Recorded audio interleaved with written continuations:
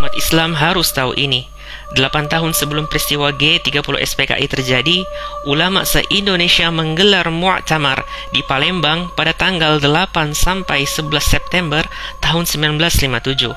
Para ulama memutuskan beberapa kesepakatan, yaitu: yang pertama, ideologi atau ajaran komunisme adalah kufur hukumnya dan haram bagi umat Islam menganutnya. Kedua, bagi orang yang menganut ideologi atau ajaran komunisme dengan keyakinan dan kesadaran, maka kafirlah dia dan tiada sah menikah dan menikahkan orang Islam.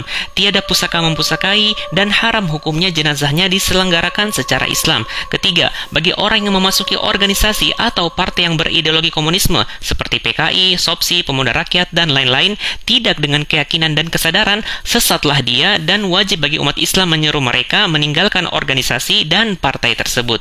Yang keempat, walaupun Republik Indonesia belum menjadi negara Islam, namun haram hukumnya bagi umat Islam mengangkat atau memilih kepala negara yang berideologi komunisme.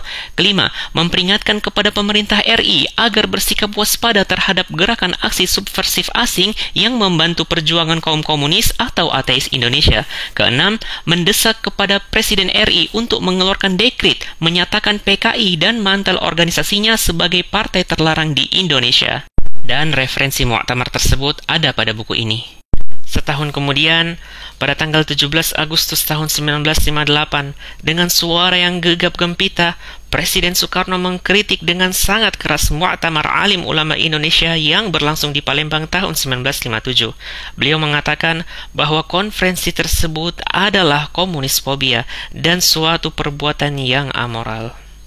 Kemudian, ketika peristiwa G30 SPKI terjadi, Buya Hamka mengatakan, rupanya Allah hendak memberi dulu cobaan bagi rakyat Indonesia. Kejahatan komunis akhirnya terbukti dengan gestapunya G30 SPKI.